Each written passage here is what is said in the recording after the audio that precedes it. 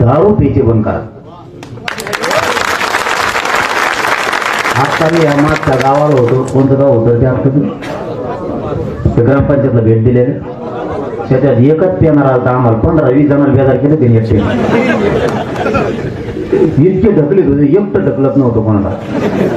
त्याच्या ध्यानातच नाही राहिलं आपण पाय पडत म्हणून 6 बाऱ्या पाय पडत. म्हणजे आपण ताकदवर असतो, आपल्या क्षमता असते, आपल्याकडे ज्ञान पण आहे. पण त्या व्यसनाच्या आहारी गेल्यामुळे आपलं वाटोळं होतं, कुटुंबासह आपल्या प्रतिष्ठेचं सुद्धा वाटोळं होतं. त्यामुळं इथून पुढे दारू सोडून द्या, तुमच्यात कोणी.